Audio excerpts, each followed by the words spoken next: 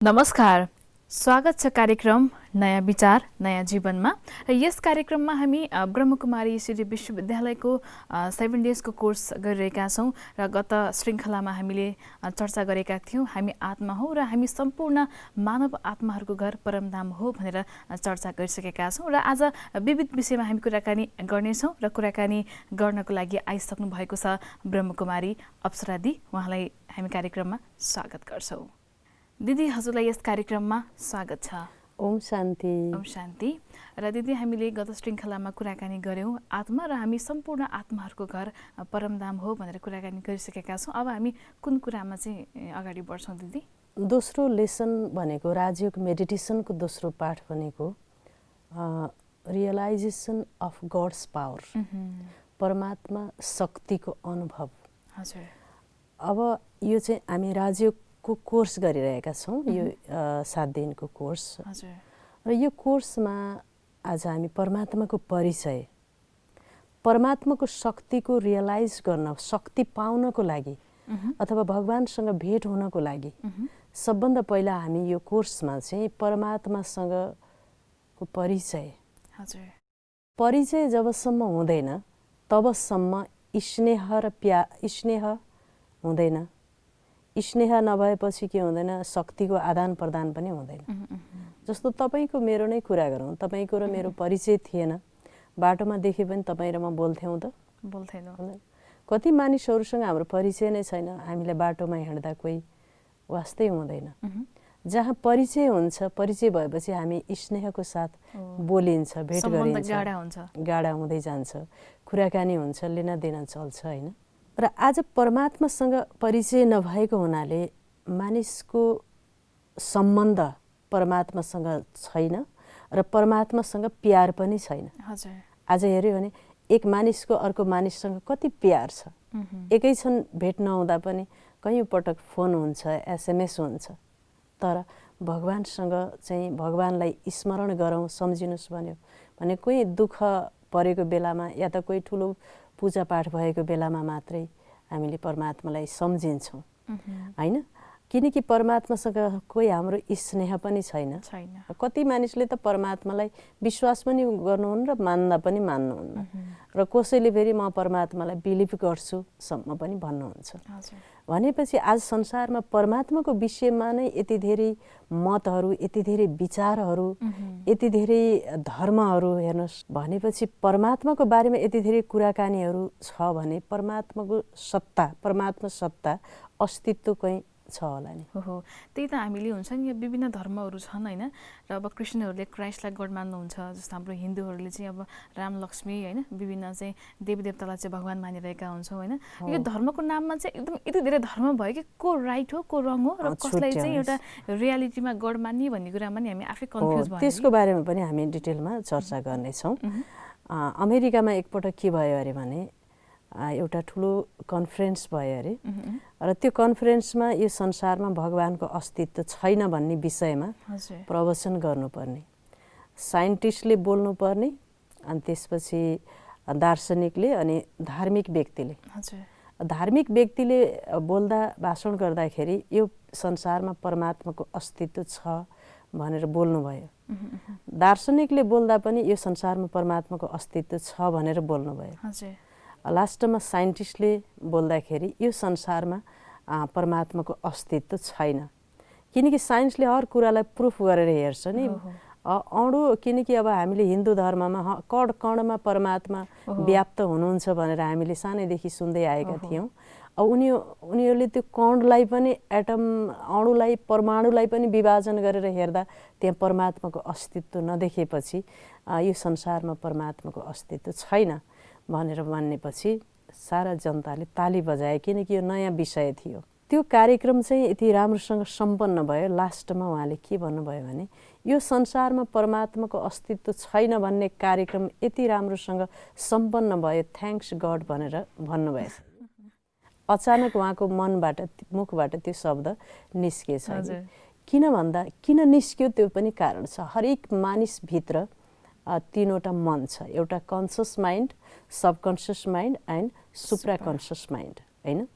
यो सुप्राकन्सियस माइन्ड चाहिँ कहिले जाग्छ त भन्दा मानिसलाई जब एकदमै ठुलो एउटा सरप्राइज भयो भने अथवा दुःख भयो भने केही सिप लागेन भने अथवा कुनै पनि टाइम चाहिँ मानिसभित्र सुतेको जो चाहिँ सुप्राकन्सियस माइन्ड चाहिँ कहिलेकाहीँ जागृत हुन्छ। एज अ नर्मल अवस्थाभन्दा अलिकति हाई भएको बेलामा हो त्यस्तो बेलामा पनि मानिसको सुप्राकन्सियस माइन्ड चाहिँ ओ माई गड भन्छ नि मान्छेले कहीँ अनि के आपद विपद पनि ओ माई गड कति शब्दमा हामी भन्दछौँ कि दुःख पर्यो भने पनि मान्छेले ओ गड भन्छ होइन। अचानक अब खुसीले एकदमै धेरै खुसी भयो भने ओ माई गड मतलब कि एक्साइट भएर पनि त्यो चाहिँ सुप्राकन्सियस माइन्ड चाहिँ जागृत हुन्छ।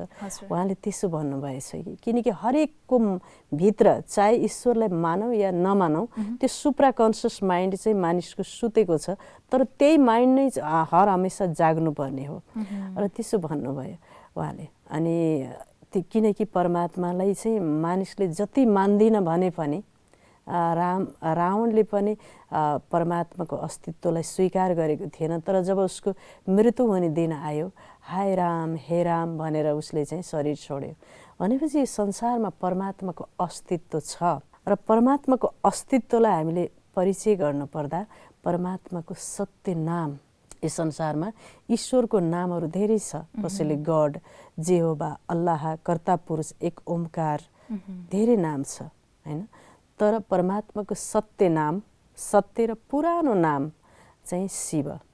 शिवको अर्थ संस्कृतमा पवित्र कल्याणकारी संस्कृत भाषामा। शिवको अर्थ संस्कृतमा अर्को चाहिँ पापनाशक पनि हो हैन र अर्को चाहिँ कल्याणकारी मङ्गलकारी शुभकारी नाम शिव।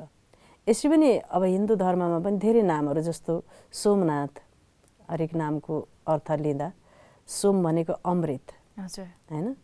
अब पशुपतिनाथ हाम्रो नेपालमा पशुपतिनाथ अब पशु भनेको शरीरलाई पनि पशु भनिँदो रहेछ कि यो शरीर भनेको पशु भयो शरीरभित्र जो आत्मा छ त्यो आत्मा चाहिँ शरीरको पति भयो पशु अनि पति अनि नाथ भनेको ईश्वर।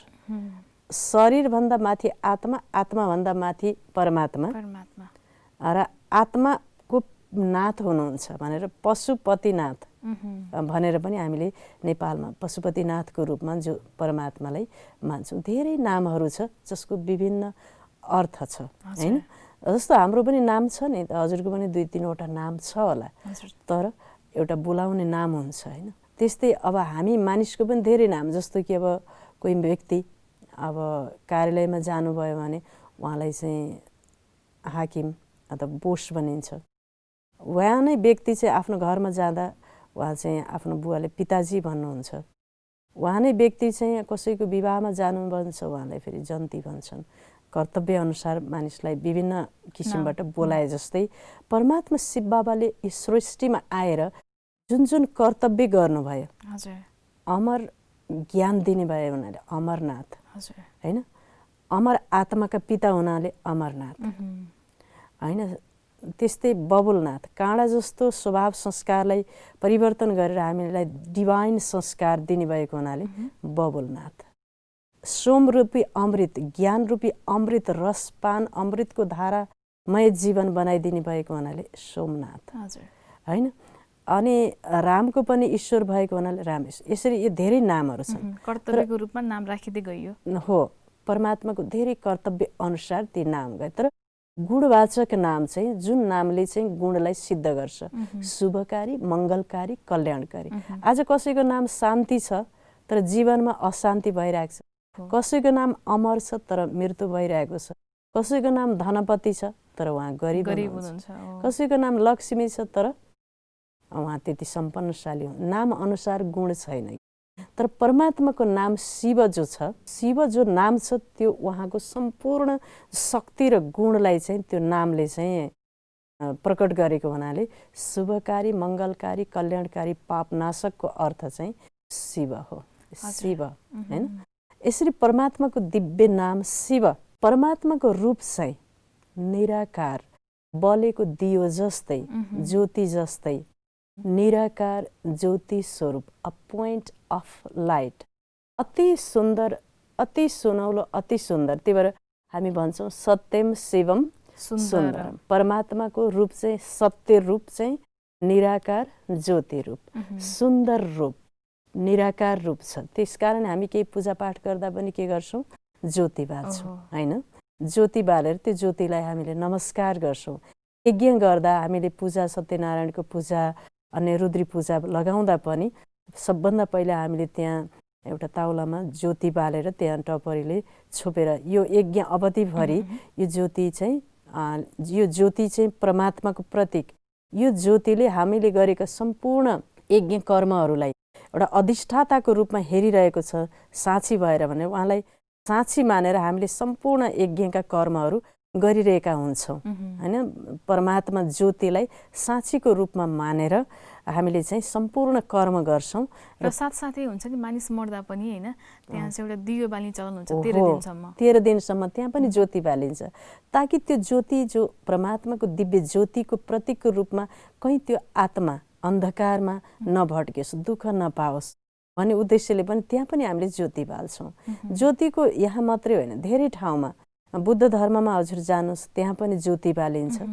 अनि त्यहाँ चाहिँ दीप ज्योति भनेर 108 बत्ती हुन्छन् र मूल ज्योति भनेर ज्योति बालिन्छ। बुद्धको मूर्तिको अगाडि पनि ज्योति बालिन्छ। त्यस्तै अब क्रिस्चियन धर्ममा गड इज लाइट भनेर ज्योति क्यान्डल बालिन्छ, मोमबत्ती बालिन्छ। अन्य धर्ममा पनि ज्योतिको महत्त्व छ होइन। दीपशिखा भनेर पनि कहीँ पारसी धर्ममा, अन्य धर्ममा पनि ज्योति बालिन्छ किनकि ज्योतिको संसारभर महत्त्व छ। किनकि परमात्माको दिव्य रूप चाहिँ ज्योति रूप, निराकार रूप, पोइन्ट अफ लाइट, शिव बाबा। हामीले ओम शान्तिमा चाहिँ बाबा भन्छौँ। बाबा मिन फादर होइन। परमात्मा भनेको प्रेमको भाषामा, प्यारको भाषामा हे ईश्वर भन्दा पनि हाम्रो साइनो अलिकति टाढा होला। एउटा प्यारको भाव, किनकि भगवान्लाई हामीले भावलाई भर भन्नुभएको छ कि आफ्नो भित्र होइन। भावविहीन भयो भने भन्छ नि यिनको त हृदय कति शून्य रहेछ। यिनको हृदय परमात्माको प्रति शून्य भएको रहेछ, कठोर रहेछ।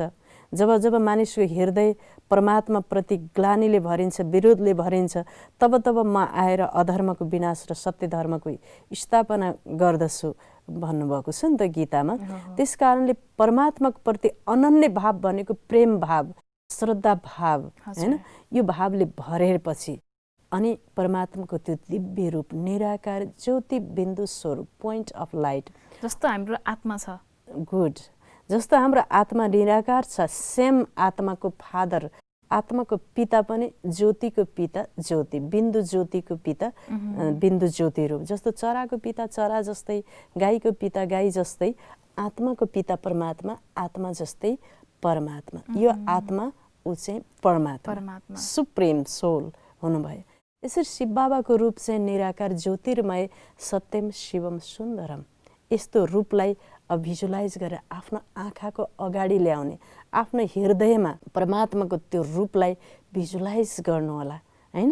र परमात्मा चाहिँ रूपमा बिन्दु तर शक्तिमा र गुणमा सिन्धु सागरको समान, सूर्यको समान भनेको छ गीतामा। सूर्य वर्ण भनेको छ कि अणुदेखि लिएर चन्द्रमासम्म संसारको सबै चिजलाई हजुरले हेर्नुहोस्, ती चिजको ओरिजिनल रूप चाहिँ गोलाबमै पाइन्छ कि बाटुलो रूपमा होइन, बीज रूपमा। जेको पनि बीज हेर्नुहोस्, मानिसको शरीर पनि गर्भभित्र चाहिँ अण्डाकार रूपमै बसेको हुन्छ होइन। पानीको थोप्लो अनि ढुङ्गा पनि घर्सिँदै जाँदा चाहिँ त्यो गोलाबमै परिणत हुन्छ। यसरी परमात्माको रूप चाहिँ निराकार बीज रूप भनेको छ कि मेरो रूप चाहिँ बीज रूप छ, निराकार रूप, र म परमधाममा बस्छु। म चाहिँ जन्म र मृत्युको चक्रमा आउँदैन। जब जब धर्मको नाश हुन्छ र अधर्म, भ्रष्टाचार, पापाचारको फैलावट हुन्छ, तब तब म आफ्नो कार्य गर्नको लागि, सत्य धर्मको स्थापना, अधर्मको विनाश गर्नको लागि चतुर्युगको अन्तमा भनेको छ कि चतुर्युगको अन्तमा भनेको कलियुगको अन्तमा परमात्माको दिव्य अवतरण हुन्छ। यसरी परमात्माको रूप चाहिँ एउटा बलेको ज्योति जस्तै निराकार। तपाईँलाई अप्ठ्यारो भयो भने जस्तो राति आकाशमा हेर्दा एउटा तारा देख्नुहुन्छ नि, त्यस्तै रूपलाई शिव बाबालाई हजुरले चाहिँ आफ्नो मनमा आफ्नो बुद्धिरूपी स्क्रिनमा हजुरले चाहिँ ल्याउन सक्नुहुन्छ र उहाँ नै मेरो परम पिताजी हुनुहुन्छ। त्यही भएर हामीले सानै उमेरदेखि गीत गाउँथ्यौँ, तुमी हो माता पिता तुमी हो बन्धु सखा तुमी हो विद्या द्रविणम तुमी हो सर्व मम देव देव भनेको यो आत्माको उहाँसँग हाम्रो के रहेछ त भन्दा माताको पिताको विद्या बुद्धि सम्पूर्ण सम्बन्ध चाहिँ हाम्रो आत्माको परमात्मा पितासँग रहेछ। यसरी भगवानको रूपको बारेमा हामीले चर्चा गर्यौँ। एउटा सम्बन्धको कुरा गर्दाखेरि भगवानसँग केही सम्बन्ध भएर त हामीले भगवानलाई अटोमेटिकली याद गर्दो रहेछौँ हो नि, त्यो दुःख परेको बेलामा। किनकि कुनै इतिहासको कुनै टाइममा हाम्रो आत्मालाई उहाँले चाहिँ सुख शान्ति दिनुभएको थियो, त्यो कुरा हामीले बिर्स्यौँ, तर हाम्रो मेमोरीमा त्यो कुरा के छ, स्टोर्ड छ। त्यही भएर हामीलाई कहिलेकाहीँ चाहिँ के हुन्छ, हे भगवान मलाई सुख शान्ति दिनुहोस् भन्छौँ नि हामी त। अनि एकदम गाह्रो भयो भने पनि मर्न खोज्छौँ क्या फेरि। हो, गाह्रो भएको बेलामा पनि हे भगवान भन्छौँ हामी। किनकि कुनै न कुनै बेलामा, त्यो कुन बेलामा इतिहासको कुन टाइममा दिनुभयो त्यो चाहिँ हामीलाई याद छैन, तर दिनुभएको हो परमात्माले। त्यो कुरा हामीलाई स्मरण छ। त्यही भएर हामीले दुःख परेको बेलामा ओ गड, हे भगवान भनेर चाहिँ हामीले स्मरण गर्छौँ। यसरी परमात्माको रूप चाहिँ निराकार ज्योति रूप छ हैन, पोइन्ट अफ लाइट। अब परमात्माको गुण चाहिँ उहाँ चाहिँ आनन्दको सागर, शान्तिको सागर, प्रेमको सागर, ज्ञान अमृतको सागर, सद्गति दिने, सद्गति दाता, ब्रह्मा विष्णु शङ्करको पनि रचनाकार र चाहिँ उहाँ चाहिँ मनुष्य सृष्टि रूपी वृक्षको बीज रूप र गीता ज्ञान दाता। श्रीमद् भागवत गीताको ज्ञान पनि स्वयं परमात्माले नै दिनुभएको हो। यसरी परमात्माको अनन्त विशेषताहरू, गुणहरू छन्। ती गुणहरूलाई हामीले चाहिँ चिन्तन गर्ने। जस्तै हजुर मेडिटेसनमा बस्नुहुन्छ नि, ध्यान गर्न बस्दा एउटा एउटा गुणलाई लिएर चिन्तन गर्ने।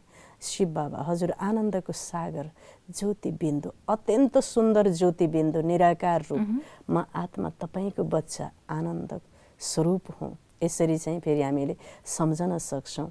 यो हो परमात्माको सत्य स्वरूप। गीतामा के भनेको छ भन्दा, मेरो स्वरूप अणु स्वरूप निराकार बीज रूप हुनाको कारणले मूढमती मनुष्यले मलाई चिन्न सक्दैन र मलाई व्यक्त भावमा खोजिराख्छ। परमात्माको त्यो रूप चाहिँ अणु स्वरूप। त्यही भएर भनेको छ कि अव्यक्तम व्यक्तिमापन्नम मनन्ते माम बुद्धै परम भावम जानन्तु ममावेय मनोत्तमम। मेरो अव्यक्त स्वरूपलाई हैन मूढमती मनुष्यले जान्न सक्दैन, व्यक्त भावमा मलाई खोज्दछ हैन। व्यक्त भनेको भौतिक रूपमा चाहिँ खोजिरहेको हुन्छ।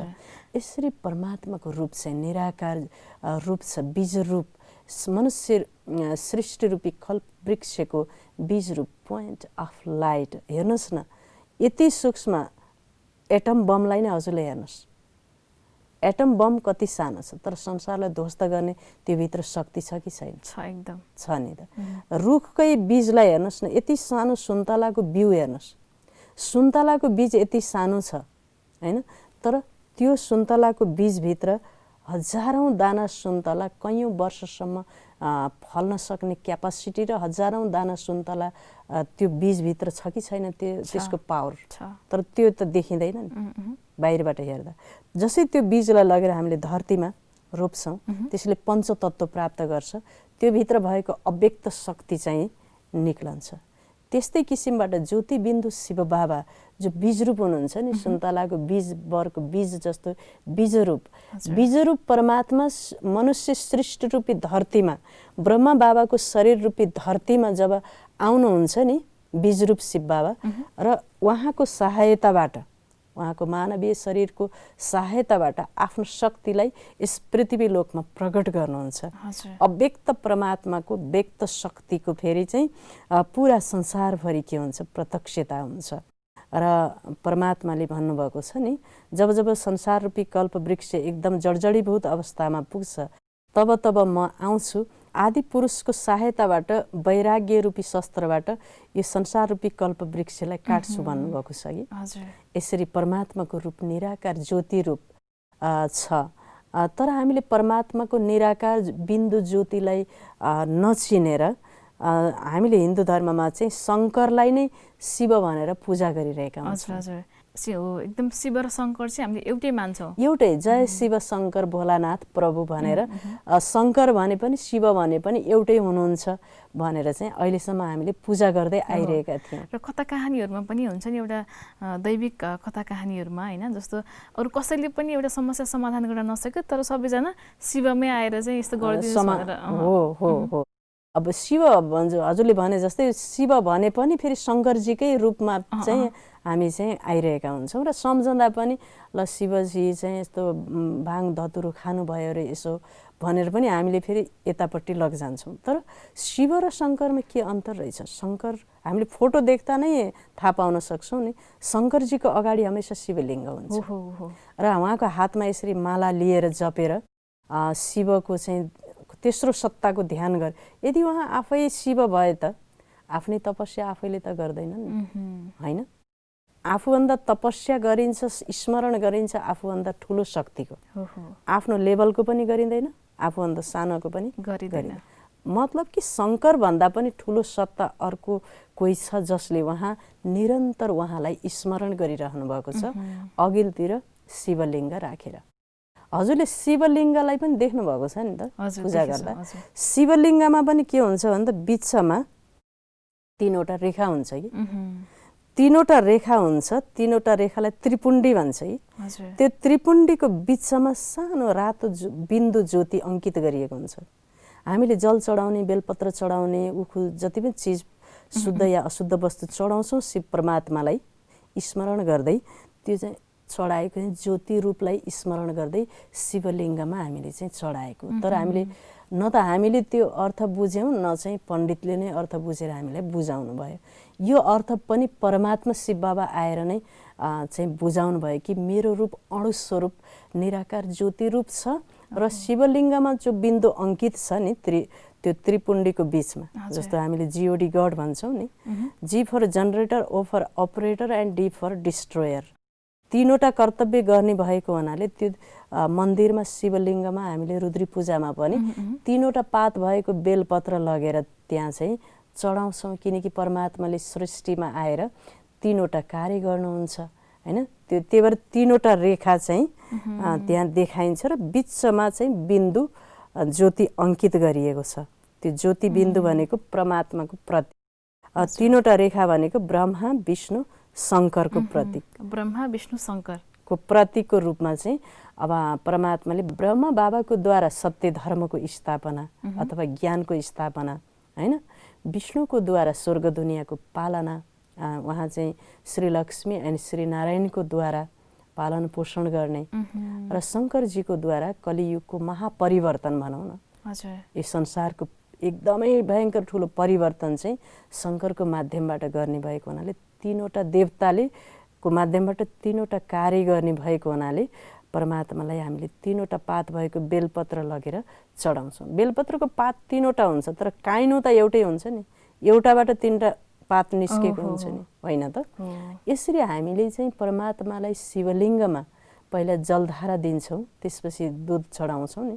जल भनेको ज्ञानको प्रतीक, म परमात्माको ज्ञान सदा स्मरण गर्नेछु, सुन्नेछु भनेर प्रतिज्ञा गर्दै हामीले जल चढाउँछौँ। जल मात्रै चढायौँ, सुन्न आउनुहोस् भन्यो भने हामी के भन्छौँ, मलाई फुर्सद छैन, मेरो अहिले उमेर भएको छैन, मेरो कारोबार ठुलो छ भनेर चाहिँ हामी भन्छौँ। अरू कुराको लागि टाइम निकाल्छौँ तर भगवानको ज्ञान र ध्यान सिक्ने कुरामा चाहिँ धेरै मानिसको मुखबाट यही सुनिन्छ कि मलाई फुर्सद छैन, इच्छा त छ तर फुर्सद छैन भन्नुहुन्छ। किन भन्दा हामीले जल त्यहाँ चढायौँ कि म सुन्नेछु, ज्ञान ग्रहण गर्नेछु, लिनेछु। जस्तो कम्प्युटर सिक्नको लागि हामी जान्छौँ, एउटा डक्टर पढ्नको लागि हामी जान्छौँ, मुक्तिको लागि ज्ञान चाहिन्छ नि। यो संसारबाट जाँदा कुन बाटो जाने, कसरी जाने, त्योभन्दा पनि ठुलो ज्ञान हो नि त। त्यही कुराको लागि हामी भनिदिन्छौँ मलाई फुर्सद छैन।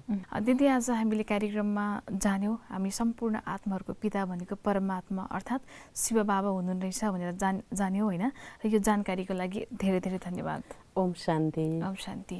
आदरणीय दर्शकवृन्द, तपाईँलाई नै लक्षित गरेर हामीले यस कार्यक्रमको आयोजना गरेका छौँ र साथसाथै यो ब्रह्मकुमारी ईश्वरीय विश्वविद्यालयको यो कोर्सको यो प्रणाली पनि हामीले हजुरकै लागि चाहिँ यस कार्यक्रम गरेका हौँ होइन। र आज चाहिँ हामीले जान्यौँ कि हामी सम्पूर्ण आत्माहरूको पिता चाहिँ परमात्मा हुनुहुन्छ र जो चाहिँ एउटा शिव बाबा हुनुहुन्छ भनेर पनि आज हामीले थाहा पायौँ। जसरी हाम्रो शरीरको पिता शरीर जस्तै हुनुहुन्छ त्यस्तै हाम्रो आत्मा पनि ज्योतिबिन्दु रूप छ, त्यस्तै हामी सम्पूर्ण आत्माहरूको पिता पनि ज्योतिबिन्दु रूपले हुनुहुन्छ र उहाँ रूपमा चाहिँ एउटा ज्योति हुनुहुन्छ भने एउटा गुण र विशेषतामा सिन्धु अर्थात् सागरको समान हुनुहुन्छ भनेर पनि हामीले थाहा पायौँ। र आजको लागि कार्यक्रम यति नै। भोलिका दिनहरूमा पनि यस्तै कार्यक्रम लिएर हामी आउनेछौँ। हामीलाई हेर्दै गर्नुहोला। नमस्कार।